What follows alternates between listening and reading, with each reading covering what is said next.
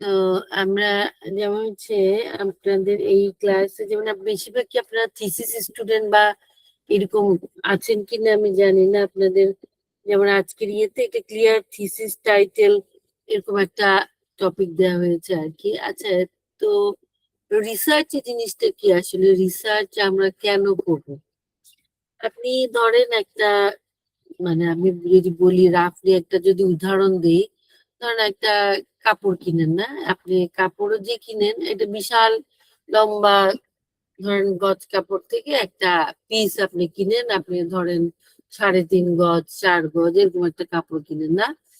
তারপর কাপড় কেনার পরে আপনি কি করেন, দর্জি দোকানে যান, যায়া এটার একটা মাপ দিতে হয়, তাই না? আপনার কাঁধ এত ইঞ্চি, আপনার কোমর হাইট, হ্যাঁ, এই বিভিন্ন মাপ দিতে হয়, ঠিক আছে? মাপ দিয়ে এটাকে একটা সাইজ মতো, মানে এটাকে একটা সাইজ শেপ দিতে হয় আপনার, হ্যাঁ। তো দর্জি দেখেন যে ওই যে কানের কাছে কলমটা নিয়ে এগুলো মাপগুলো সব লিখে, লিখার পরে সে ওই মাপ অনুযায়ী, এই যে মাপটা যে সে নিল, এটা ওয়ানটা সে কিছু তথ্য নিল আপনার রিসার্চের সাইজ, অথবা আপনার কিরকম আপনি চান, হ্যাঁ। অনেকে আছে যে একটু ঢোলা চায়, অনেকে আছে যে একদম ফিটিং চায়, তো আপনি কিরকম চান সেটার উপরে কিন্তু ওনাকে সেই তথ্যগুলা দেন, ইনফরমেশন গুলা দেন। উনি সেটা লিখে রাখে, লিখে রাখার পরে সেই অনুসারে কিন্তু উনি সেটাকে একটা শেপ দেয়।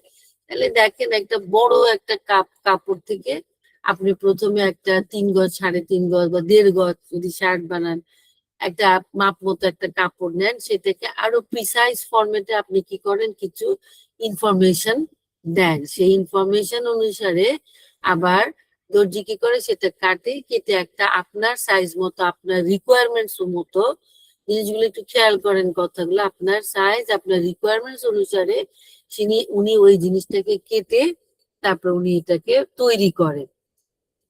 অনেক সময় দেখা যায় যে কি আবার যে ধরেন আমরা কিন্তু সব দর্জির কাছে যাই না, হ্যাঁ। আনারি দর্জি হইলে বা দেখা যায় যে আপনি যেভাবে বললেন সেভাবে হয় না, কাঁধটা একটু বড় করে ফেলছে, একটু টাইট করে ফেলছে, বা তার মানে কি আপনি যে ডাটাটা আপনি দিচ্ছেন, যে তথ্যটা আপনি দিচ্ছেন, সেটা হয়তো সে ঠিক মতো ইনপুট করে নাই, কাজে লাগায় নাই, যার জন্য হয়েছে কি আপনার সাইজ, আপনার জামাটা কি হলো, বেসাইজ হয়ে গেল, ঠিক না? আপনার মন মতো হইলো না, হ্যাঁ।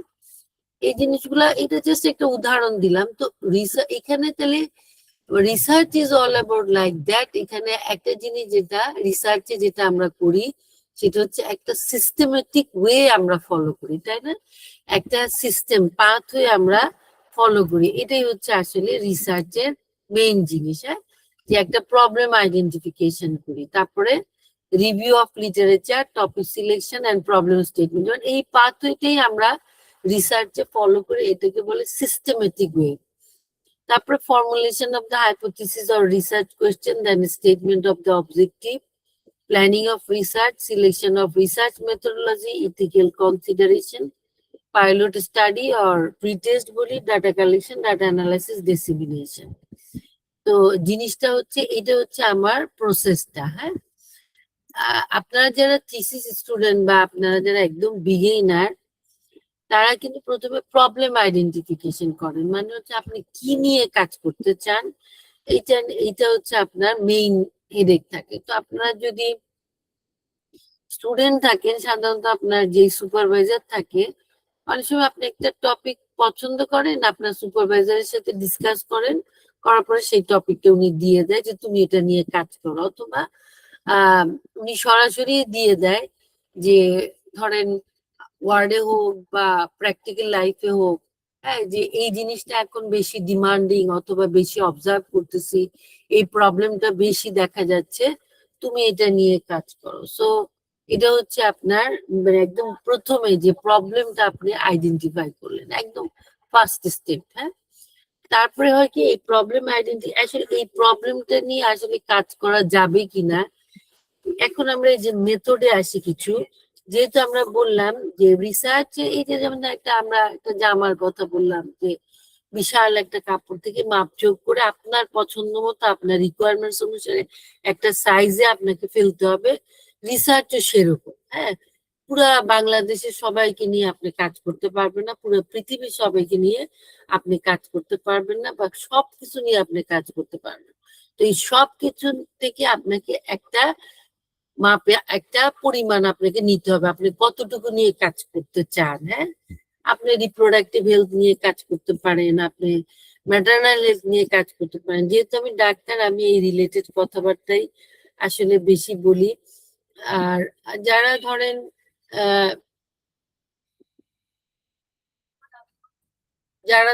আপনার অন্য লাইনে আছেন, আপনারাও হয়তো আপনাদের কিছু স্পেসিফিক জিনিস আছে, একটা মেথড আছে, একটা থিওরি আছে, আপনি এইটুকু নিয়ে কাজ করতে চান। হ্যাঁ, তো এইটাকে আপনি শেপ করেন কিভাবে, সিস্টেমেটিক ওয়েতে, যেটা আমি বললাম। এটা প্রথম স্টেপ হচ্ছে প্রবলেম আইডেন্টিফিকেশন। তো আমি ধরে নিচ্ছি যে আপনারা হয়তো এখানে বেশিরভাগই স্টুডেন্ট, তো আপনারা প্রবলেমটা কি নিয়ে আপনি কাজ করতে চান সেটা আপনি, আপনার একটা ইন্টারেস্ট থাকবে, আপনার ইন্টারেস্টটাই বেশি থাকবে, অনেক সময় আপনার সুপারভাইজারের ইন্টারেস্টও থাকে। তো এই দুইজনের মেলবন্ধনে আপনার এই প্রবলেমটাকে আপনি ফার্স্টে আইডেন্টিফাই করবেন কি নিয়ে কাজ করতে চান। এখন আইডেন্টিফাই করার পরে এরপরে কি থাকে, এরপরে একটা জিনিস থাকে যে এই প্রবলেমটা নিয়ে আপনি একটু পড়াশোনা করবেন। হ্যাঁ, পড়াশোনা করে যে এই প্রবলেমটার মূলে কে দায়ী।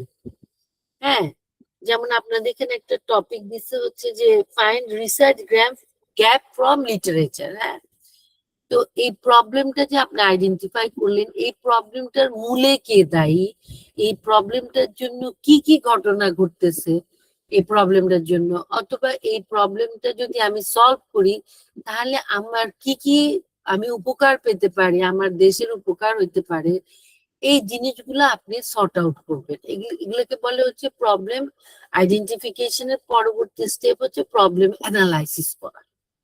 ঠিক আছে, অ্যানালাইসিস করবেন। এইটা যদি একটু মানে আরেকটু যদি পরের দিকে যাই, এই অ্যানালাইসিসের কয়েকটা নাম আছে। একটা হচ্ছে প্রবলেম ট্রি অ্যানালাইসিস, আর বিভিন্ন প্রোগ্রাম প্রজেক্ট যদি অ্যানালাইসিস করে তখন বলে ফিশবোন অ্যানালাইসিস। ঠিক আছে, জাস্ট নামগুলো আপনারা শুনেন, আপনাদের যদি কারো ইন্টারেস্ট বেশি থাকে তখন আপনারা সেগুলো আবার একটু সার্চ দিয়ে দেখে নিবেন। এখন নেটে তো এগুলো সবই আছে, আরো এক ধাপ উপরে হচ্ছে আপনার এআই তে আপনিও যদি দেন, এগুলো সবই আপনি অ্যাডভান্স পড়াশোনা করতে পারবেন। তো এই যে আপনি যেটা নিয়ে কাজ করতে চান সেইটা নিয়ে একটু পড়ালেখা করতে হবে, যে কি কি ফ্যাক্টর, এই যে পড়াশোনা করবেন এইটা হচ্ছে লিটারেচার রিভিউ করবেন। নট অনলি লিটারেচার রিভিউ, আপনি আপনার এক্সপার্ট ওপিনিয়নও নিতে পারেন, যে সিনিয়র আছে অথবা জুনিয়র যেখানে এক্সপার্ট আছে তার কাছ থেকে নিতে পারেন ওপিনিয়ন। আর লিটারেচার রিভিউ করে আপনি একটা ধারণা পাবেন যে আপনি যে কাজটা করতে চাচ্ছেন সেইটা মানে ম্যাগনিটিউডটা বুঝে, ইম্পর্টেন্সটা আপনাকে জানতে হবে। কারণ এটার যদি ইম্পর্টেন্স না থাকে তাহলে কিন্তু সেই রিসার্চ করে কোনো লাভ নাই। রিসার্চে করতে হইলে সবকিছুই রিসার্চেবল না। রিসার্চে আরেকটা যেটা ইম্পর্টেন্ট জিনিস, যেমন এখানে বলছে গ্যাপ, যে আপনার এক্সপেক্টেড কি সিচুয়েশন এন্ড অ্যাকচুয়াল কি সিচুয়েশন। যেমন আমি বলি যে ম্যাটারনাল মর্টালিটি আমি চাই যে ধরেন একটা লেভেলে, ধরেন আমি বলবো যে 10,000-এ একজন মা মারা যাবে, এটা আমার expected situation. But actual situation হচ্ছে আমার 10,000-এ 134 জন মা মারা যাচ্ছে। ঠিক আছে, তাহলে কি হলো, there is a gap between expected situation and actual situation. এই যে গ্যাপ আছে, এইটা একটা রিসার্চেবল জিনিস। তাহলে আমি কয়েকটা কথা বললাম, আপনি যে প্রবলেম আইডেন্টিফিকেশন করলেন, এখন সেকেন্ড স্টেপ হচ্ছে আসলে এটা দিয়ে রিসার্চ করা যাবে কিনা। তো এটা আপনাকে বুঝতে হলে আপনাকে লিটারেচার পড়তে হবে, গ্যাপ ফাইন্ড আউট করতে হবে। হ্যাঁ, এবং গ্যাপ ফাইন্ড আউট করতে হবে এটা কি কারণে এই গ্যাপটা হয়েছে। এই গ্যাপটা যদি আপনি আইডেন্টিফাই করতে পারেন তাহলে সেটাতে আপনার কি লাভ হবে, আপনার মানে হচ্ছে দেশের, হ্যাঁ নেশনের অর ইন্টারন্যাশনালি কি লাভ হবে, এই জিনিসগুলোকে আপনাকে ফাইন্ড আউট করতে হবে। আর একটা জিনিস দেখতে হয়, যেটা আমরা বলি যে 7টা জিনিস দেখতে হয়: relevancy of the study, avoidance of duplication, feasibility, political acceptability, applicability, urgency of data needed and ethical consideration। এই 7টা পয়েন্টে আপনার এই প্রবলেমটাকে ইভালুয়েট করতে হয়, ঠিক আছে? হ্যাঁ, এই 7টা পয়েন্টে যে এই রিসার্চটা আপনার কতটা জরুরি, এবং রিসেন্টলি এই কাজটা হয়ে গেছে, হ্যাঁ 1-2 বছর বা, তো এই কাজটা হয়ে গেছে সেই জন্য আপনি অ্যাভয়েডেন্স অফ ডুপ্লিকেশন, আপনার এই কাজটা রিসেন্টলি না হয়ে থাকে। হ্যাঁ, ফিজিবিলিটি, এটা কাজটা আপনি আসলে করতে পারবেন কিনা। হ্যাঁ, স্টুডেন্টদের কিছু লিমিটেশন থাকে, যেমন ওদের একটা ফান্ডের লিমিটেশন থাকে। হ্যাঁ, তো সেটা একটা হইতে পারে, অত ফান্ড হইতে পারে, জিওগ্রাফিক্যাল লিমিটেশন হইতে পারে, টাইমের একটা লিমিটেশন থাকতে পারে। তো আপনি আসলে ফিজিবিলিটি হচ্ছে আপনার স্টাডিটা আপনি আসলে করতে পারবেন কিনা। হ্যাঁ, পলিটিক্যাল একসেপ্টেবিলিটি, হ্যাঁ পলিটিক্যালি এটা কতটা একসেপ্টেবল হবে। হ্যাঁ, অ্যাপ্লিকেবিলিটি, এই স্টাডিটাকে আমরা কোথায় কাজে লাগাবো, এই জিনিসগুলো আপনার স্টাডিতে প্রবলেম আইডেন্টিফিকেশনের পরে এগুলাকে আপনাকে ফাইন্ড আউট করতে হবে। আর্জেন্সি অফ ডাটা, এই তথ্যটা যে আপনি আনবেন এটা আসলে কতটা জরুরি, এটা আসলে আমাদের লাগবে কিনা। হ্যাঁ, এবং লাস্ট অফ অল সবচেয়ে ইম্পর্টেন্ট যেটা এখনকার পৃথিবীতে, সেটা হচ্ছে ইথিক্যাল কনসিডারেশন। হ্যাঁ, এখন কিন্তু ইথিক্যাল কনসিডারেশন না হইলে কোথাও আপনার প্রজেক্ট মানে এই কাজটা আপনি করতে পারবেন না। সো এই ইথিক্যাল কনসিডারেশন আসতে হবে, যেহেতু আমরা ethical is nothing but a moral value. এখানে 3টা জিনিস আসে, যেমন উনার এখানে ইথিক্স এর একটা পার্ট আছে রেসপেক্ট ফর পার্সন, 3টা মেইন প্রিন্সিপাল আছে ইথিক্স এর, respect for person, beneficence or non maleficence, আর হচ্ছে জাস্টিস। হ্যাঁ, রেসপেক্ট ফর পার্সন মানে ইথিক্স এ দেখা হবে যে অটোনমি। হ্যাঁ, অটোনমি মানে তার স্বাধীনতা আছে কিনা, তার আপনি জোর করে কাজটা, যে রেসপন্ডেন্ট থাকে যে আপনার, তাকে আপনি জোর করে কাজটা করাবেন না, মানে রিসার্চে কোনো ছল চাতুরি থাকবে না। ঠিক আছে, এটা হচ্ছে রেসপেক্ট ফর পার্সন, পার্সনটাকে রেসপেক্ট করে আপনাকে কাজটা করতে হবে, পার্সনটাকে অটোনমি দিতে হবে, তার স্বাধীনতা থাকবে। হ্যাঁ, সে যে কোনো সময় চাইলে তার এই রিসার্চ থেকে সে উইথড্র করতে পারে, এটা একটা। আর বেনিফিশিয়ান্স অর ম্যালফিশিয়ান্স আমরা বলি, দুটো সাইড বাই সাইড, এটা হচ্ছে রিস্ক বেনিফিট। হ্যাঁ, যে কোনো রিসার্চে আপনার কিছু রিস্ক থাকেই। হ্যাঁ, ফিজিক্যাল, সাইকোলজিক্যাল, সোশ্যাল অ্যান্ড আরেকটা হচ্ছে ইকোনমিক্যাল। হ্যাঁ, এগুলো আমরা বলি যে এই 4টা মেইন রিস্ক থাকতে পারে। হ্যাঁ, তো রিসার্চে রিস্ক কিছুটা থাকে, তো আমরা দেখি কি সে এইটাতে এই রিসার্চটা করার জন্য সে কতটা বেনিফিটেড হবে, সে অথবা জাতি কতটা বেনিফিটেড হবে এবং কতটা ক্ষতি হবে। যদি দেখা যায় যে না এটাতে বেশিরভাগ বেনিফিটেড হব, তাহলে এটা একসেপ্টেবল। আর যদি দেখা যায় যে না এই রিসার্চের ফলে এটা ক্ষতি হবে ওই পার্সনটার, তাহলে সেটা কিন্তু তখন আপনার ইথিক্যাল বোর্ড যেটা থাকে আইআরবি, অথবা ইথিক্যাল কমিটি যেটা থাকে, এক এক জায়গায় এক এক রকম নাম থাকে। আইআরবি মানে হচ্ছে ইনস্টিটিউশনাল রিভিউ বোর্ড, অথবা ইথিক্যাল কমিটি, এক এক অর্গানাইজেশনে এক এক রকম নাম থাকে, তারা এটা দেখবে। আর একটা হচ্ছে জাস্টিস। হ্যাঁ, যে পার্সনটার প্রতি কতটা জাস্টিস করা হলো, যেমন তাকে কম্পেনসেশন দেওয়া হবে কিনা, অথবা এইটা করাতে তার কি লাভ হবে, বেনিফিট আছে কিনা, অথবা তার কোনো রিমিউনারেশন দেওয়া হবে কিনা। হ্যাঁ, এই জিনিসগুলা জাস্টিস। তো ইথিক্স এর 3টে মেইন প্রিন্সিপাল, এছাড়াও আরো অনেক কিছু আছে, তো এগুলো হচ্ছে মেইন জিনিস। তাহলে 7টা পয়েন্ট আমি কি বলছি, relevance, avoidance of duplication, feasibility, political acceptability, applicability, urgency of data needed and ethical consideration, এগুলো নেটে আছে, বুঝতে পারছেন? আপনার খালি শুনে নেন আর একটা ধারণা নেন, যেহেতু এটা প্রথম ক্লাস, তাহলে আমরা সেই প্রবলেম আইডেন্টিফিকেশন করব, প্রবলেমটার গ্যাপ বের করার চেষ্টা করব, এটাকে বলা হচ্ছে problem tree analysis or fishbone analysis, problem analysis করব। দেন হচ্ছে আমরা আরো ডিপে যেটা অ্যানালাইসিস করব, এটা 7টা পয়েন্ট দিয়ে দেখব। ইথিক্যাল কনসিডারেশন আমরা আবার 3টা কি বললাম, 3টা প্রিন্সিপাল বলে ফেললাম, ঠিক আছে? এখন আরো একটা জিনিস আছে, এই যে টাইটেল। হ্যাঁ, এখন দেখেন আমাদের তো অভিজ্ঞতার আলোকে আমরা বলি যে অনেক সময় দেখা যায় যে স্টুডেন্টের যে টাইটেল দেয় না, ওটা অনেক সময় অ্যাসাইনমেন্টের মতো শোনা যায়। তো একটা রুল অফ থাম্ব আছে যে একটা টাইটেলে রিফ্লেক্ট করে যে আপনি আসলে কি করতে চান। হ্যাঁ, কি করতে চাচ্ছেন এটা আপনার টাইটেল দিয়ে বোঝা যাবে। তো আপনি টাইটেলটা খুব ভালোভাবে দেওয়ার চেষ্টা করবেন, যে টাইটেলে রিফ্লেক্ট করবে যে আপনি আসলে কি কাজ করতে চাচ্ছেন। তো এখানে মেইন কয়েকটা জিনিস থাকলে মোটামুটি একটা টাইটেল দ্বারা করে যায় রুল অফ থাম অনুসারে যে what to do, wire to do, home to do. আপনি মানে কি করতে চান, হোয়াট টু ডু কি করতে চান, ওয়্যার টু ডু কোথায় করবেন, এন্ড হোম টু ডু মানে হচ্ছে কার উপরে করবেন, মানে আপনার পার্টিসিপেন্ট কারা হবে, কাদের কাছ থেকে আপনি ডাটা নিবেন, এটাকে বলে হচ্ছে আপনার হোম টু ডু। ঠিক আছে, আমি কি বুঝাইতে পারছি? যেমন আমি একটা কথা বলি, ইউজ অফ টোবাকো আমার high school adolescent in a city of China, এটা একটা আমার টাইটেল যদি হয়, তাহলে আমি হোয়াট টু ডু আমি কি করার চেষ্টা করতেছি, use of tobacco among home high school adolescent, এরা হচ্ছে আমার respondent. Among what to do in city of China, মানে চায়না শহরে যারা হাই স্কুল অ্যাডোলেসেন্ট আছেন তাদের উপরে কিভাবে কতটা টোবাকো ইউজ করে, এইটার উপরে আমি একটা স্টাডি করতে চাচ্ছি। জিনিসটা বোঝা গেছে যে আপনি এইটা হলে মোটামুটি আরেকটু স্পেসিফাই করলে আপনারা দেখবেন যে যদি কোলন দিয়ে আপনারা যে স্টাডি ডিজাইনটা করতে চান, এই কেস কন্ট্রোল স্টাডি এ, কোর্ট স্টাডি এ, ক্রস সেকশন স্টাডি, এইভাবে বা সিস্টেমেটিক রিভিউ, এইভাবে আবার কোলন দিয়ে বা এই র্যান্ডমাইজ কন্ট্রোল ট্রায়াল, আপনারা ওই মেথডটাও স্টাডি ডিজাইনটাও লিখে দিতে পারেন। বুঝতে পারছেন? তো এইটা একটা গেল।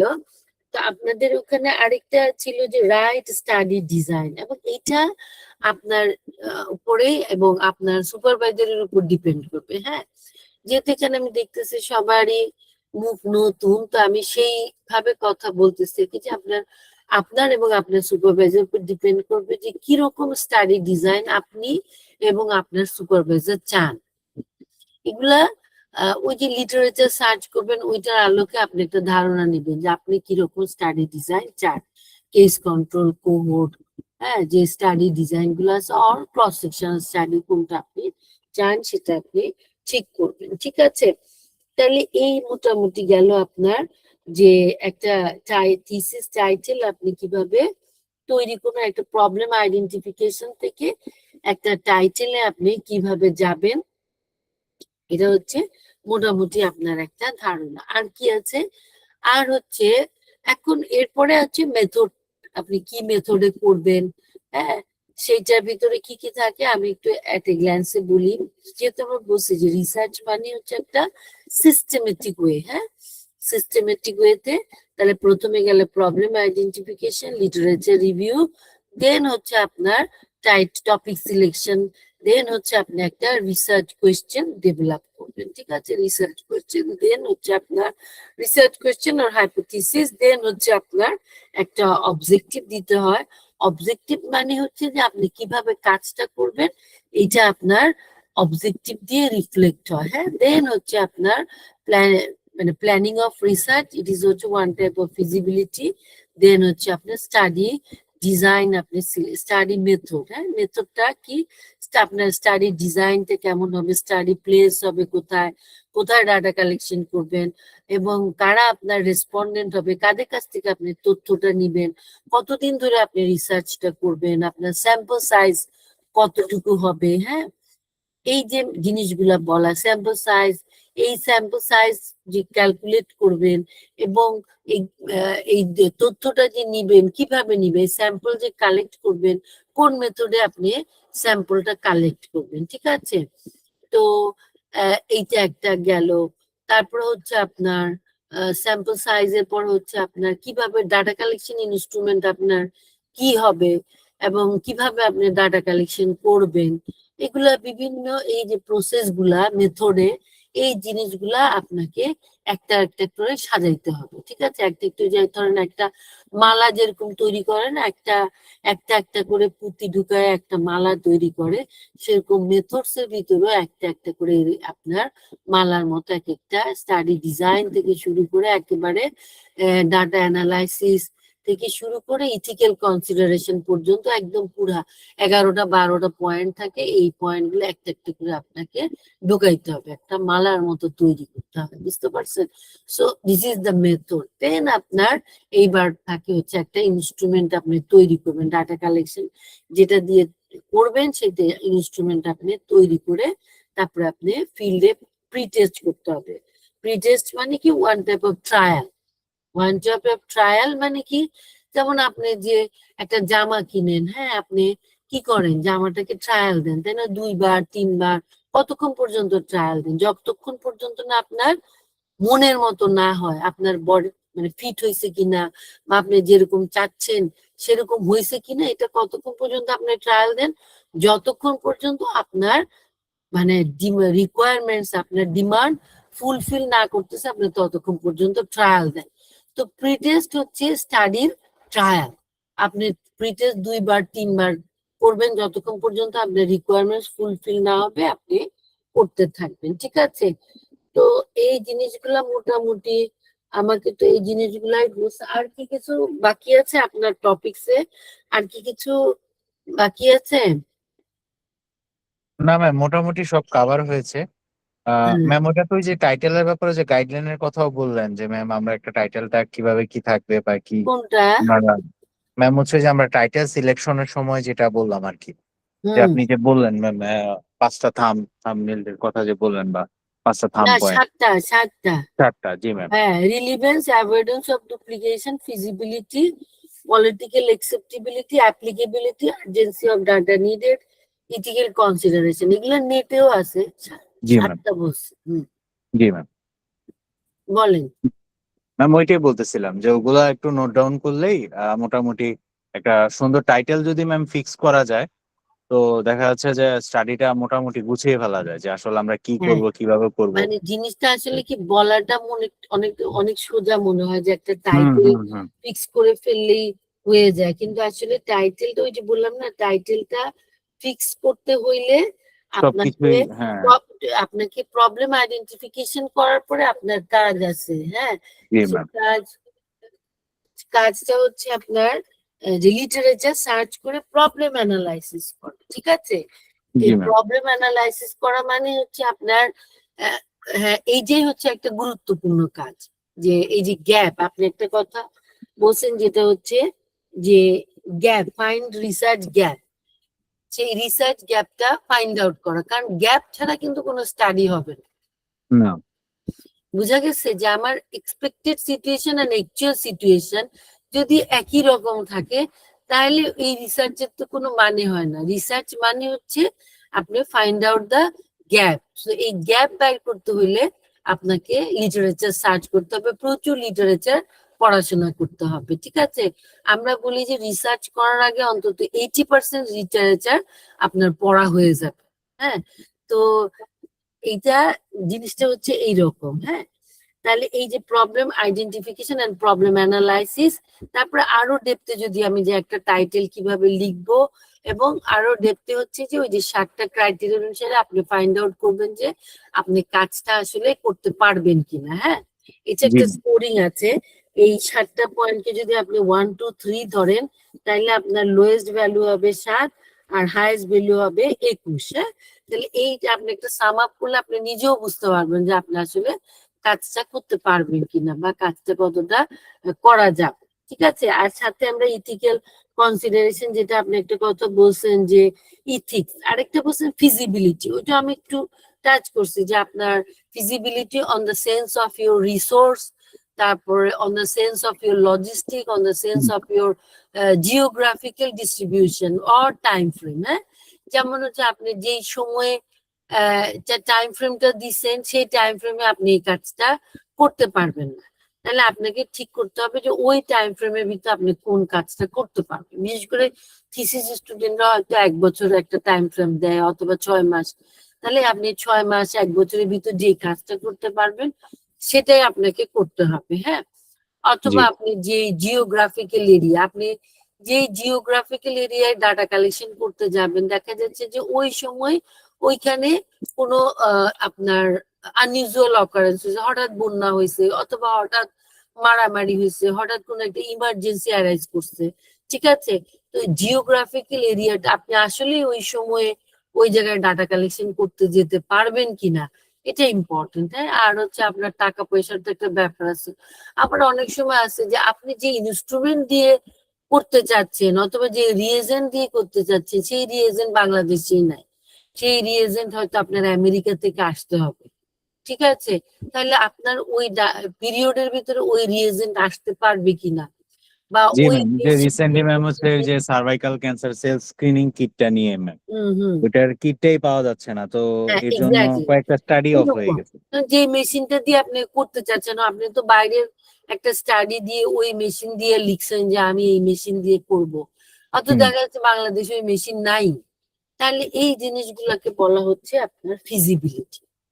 ঠিক আছে, তো জি এইটা আমি মোটামুটি, আর আর কোনো টপিকস কি বাদ আছে কিনা, রাইট স্টাডি ডিজাইন সিলেকশন, এটা আপনি এবং আপনার সুপারভাইজার মিলে সিলেকশন করবেন যে কোন স্টাডি ডিজাইনটা আসলে আপনার টাইটেলের সাথে ম্যাচ করে। এবং common mistake and rejection reason, common mistake তো বললাম যে ওই যে অ্যাভয়েডেন্স, এই যে 7টা পয়েন্ট, হ্যাঁ এই যে 7টা আপনি খেয়াল করে করে, যেমন ইথিক্যাল কনসিডারেশন, অনেক সময় আছে যে আপনি একটা বডি ফ্লুইড নিবেন, হ্যাঁ হয়তো দেখা যাচ্ছে যে এই বডি ফ্লুইডটা যে আপনি নিবেন, আপনি যে রিস্ক বেনিফিট, মানে এই পেশেন্টের রিস্ক কতটা আছে, হ্যাঁ সেটা আপনাকে ক্লিয়ার করতে হবে। হ্যাঁ, এই কমন জিনিসগুলো, এগুলো দেখা যায় যে আপনি ক্লিয়ারলি ডিফাইন করেন না, হ্যাঁ যার জন্য হয় কি আপনার কাজটা রিজেকশন হয়। স্টুডেন্টদের বেলায় সাধারণত রিজেকশন হয় না, কিন্তু কারেকশন হয়।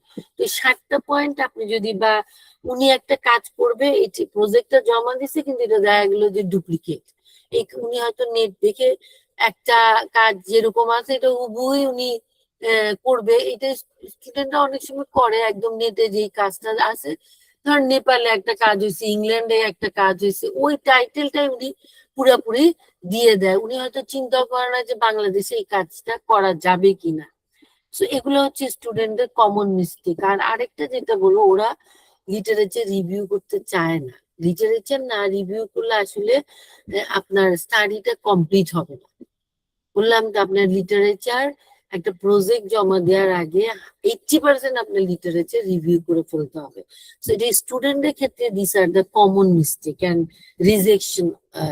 একটা প্রপোজাল দেখবেন যে আপনি যখন স্টুডেন্টরা তো একটা রিসার্চ যখন করে প্রপোজালটা প্রেজেন্ট করতে হয়, হ্যাঁ তখন দেখবেন যে আপনার অনেক রকম কমেন্ট আসে যে না এটা এরকম হয় না, এরকম করতে হবে, এরকম করতে হবে। এটার একটাই কারণ যে সে আগে লিটারেচার গুলো ভালো করে রিভিউ করে না, ওই যে প্রবলেমটা সে অ্যানালাইসিসটা ভালোভাবে করে না, যার জন্য তাকে অনেকগুলা প্রশ্নের সম্মুখীন হইতে হয়। আর ওই যে 7টা যে কি পয়েন্ট আছে, সেই 7টা কি পয়েন্ট সে ভালো করে নোটিস করে একটা একটা করে অ্যাড্রেস করে সে মানে তার টপিকটা রেডি করবে। ঠিক আছে, এটা হচ্ছে। আর আর স্টুডেন্টের জন্য আরেকটা সবচেয়ে সুবিধার জিনিস, সেটা হচ্ছে তার মাথার উপর তো সুপারভাইজার আছে। স্টুডেন্টদের হলো 7 গুণ মাপ, কারণ সে যা কিছুই করবে সুপারভাইজারকে জিজ্ঞেস করবে, হ্যাঁ যে স্যার এটা কি করবো, স্যার এটা কি করবো, স্যার এটা কি করবো। হ্যাঁ, তো এটা হচ্ছে সবচেয়ে। আর এখন তো এত আধুনিক সবকিছু চলে আসছে, communication is so much easy. যেমন আমার স্টুডেন্টদের সাথে তো আমার প্রথমেই একটা কি হয়, একটা হোয়াটসঅ্যাপ গ্রুপ হয়ে যায়, ওরা আমাকে মেসেজ দিয়ে দেয়, হ্যাঁ ফোন করে যদি না পায় ওরা আমাকে মেসেজ দিয়ে রাখে, আমি যখন মনে হয় ওকে সেটা, যখন সময় পায় ওকে সেটা রেসপন্স করে দিই। তো এখন সবসময় সুপারভাইজার দেখা করতে হয় না, আগে যেটা ছিল। এখন রিসার্চ করা অনেক ইজি হয়ে গেছে। আগে লিটারেচার সার্চ করতে হইলে বিভিন্ন লাইব্রেরিতে যাইতে হয়, বুঝতে পার যাইতে হইতো, যেমন ন্যাশনাল লাইব্রেরি আছে, অথবা আইসিডিডিআরবি লাইব্রেরি, অথবা ব্যান্সডক। হ্যাঁ, এগুলো হয়তো আপনাদের কাছে অনেকটা শব্দ অচেনা। হ্যাঁ, ব্যান্সডক একটা জিনিস আছে যে আপনি একটা বাইরের লিটারেচার পাচ্ছেন না, ব্যান্সডকে গেলে আপনি পয়সা দিয়ে সেই লিটারেচারটা, কিছু পয়সা দিলে ওরা ওই লিটারেচারটা এনে দিবে। এগুলো বিভিন্ন ওয়ে আছে, আগে এগুলো এই জিনিসগুলো বেশি প্র্যাকটিস করা হতো, এখন তো নেটেই সব পাওয়া যায়, বুঝতে বেশিরভাগই পাওয়া যায়। আর অনেক তো এআই আপনার সফটওয়্যার আছে, ওরাও অনেক হিন্টস দেয়, অনেক হেল্প করে। এবং আপনারা তো আধুনিক বাচ্চা কাচ্চা, আমি এইসব ব্যাপারে আমার স্টুডেন্টদের কাছ থেকে শিখি, ওরাই আমাকে অনেক গাইড করে যে ম্যাডাম এই এআই আছে, এখান দিয়ে আপনি ভালো লিটারেচার পাবেন। হ্যাঁ, অথবা ইয়ার অফ পাবলিকেশন, যেমন লিটারেচারে সবচেয়ে দেখা যায় যে রিসেন্ট ইয়ার অফ পাবলিকেশন গুলা লাগে। তো এইগুলা হচ্ছে কি, আপনারা তো ইয়াং জেনারেশন, আপনারা আরো আমার চেয়ে ভালো জানেন। তো এই জিনিসগুলা আপনার লিটারেচার ভালো করে সার্চ করে এই জিনিসগুলা ফাইন্ড আউট করতে পারবেন। ঠিক আছে, তো এটা হচ্ছে মোটামুটি আপনাদের সাথে আমাকে যেগুলা সম্পর্কে একটু ধারণা দেওয়া হয়েছে, রিজন ফর রিজেকশন। তো এইটা আমি দেখছি যে স্টুডেন্টরা ভালো করে লিটারেচার সার্চ করে মানে ওয়েল প্রিপেয়ার হয় না, যে তার প্রবলেম, সে যে টপিকটা সিলেক্ট করছে তার গ্যাপটা সে ভালোভাবে ডিসক্রাইব করে না, এবং ওই 7টা পয়েন্ট ধরে ধরে সে আগাবেন। আপনারা একদম 7টা পয়েন্ট ধরে ধরে আগাবেন, আমি একেবারে নিশ্চিত করে বলে দিতে পারি যে আপনার আর কোনো সমস্যাই হবে না, ঠিক আছে? সো এইটুকু আমার পার্ট থেকে, আর বেশি আমি কন্টিনিউ করব না। ঠিক আছে, so thank you very much আপনারা। আর এখানে কি কোয়েশ্চেনের কোনো অপশন আছে নাকি? না থাকলে আমি মোটামুটি শেষ করে দিই। আপনি যে টপিক গুলো দিচ্ছেন আমি মনে হয় মোটামুটি ওনাদেরকে বলছি। আহ, বলেন, আপনি একটু না ম্যাম, বলেন। আলহামদুলিল্লাহ ওগুলা তো আপনি বললেনই, যে টাইটেলের যে ব্যাপারটা এটা একটা ইয়ে ছিল, ওইটা তো মোটামুটি সলভ হয়েছে। আর বাকিটা সবাই একটু পড়াশোনা করলে দেখে নিলে হবে। ম্যাম এটা তো নেটেই পাওয়া যায় তাই না, যে কি হ্যাঁ পয়েন্টস অফ? হ্যাঁ, যে এখন হ্যাঁ। সবকিছু বললাম, যে এখন লিটারেচার সার্চ করা অনেক অ্যাডভান্স হয়ে গেছে, আর আমার স্টুডেন্টরা এর চেয়ে আমার চেয়ে বেশি অ্যাডভান্স, আমি ওদের কাছ থেকে শিখি। সত্যি কথা, যেটা অনেক এআই টুল চলে আসছে তো, মানে এখন লিটারেচার সার্চ করা অনেক ইজি হয়ে গেছে। হ্যাঁ, জি ম্যাম। ঠিক আছে, আর বলেন। না ম্যাম এইটুকুই, আলহামদুলিল্লাহ। ম্যাম ইনশাল্লাহ আমরা তো শুরু করলাম, ইনশাল্লাহ আমাদের কন্টিনিউয়াস প্রসেস ইনশাল্লাহ চলতে থাকবে। তো কারো যদি কোশ্চেন না থাকে তাহলে ম্যাম আমরা আজকে ক্লাসটা এখানে নিয়েই শেষ করি, আজকের ওয়েবিনারটা শেষ করি।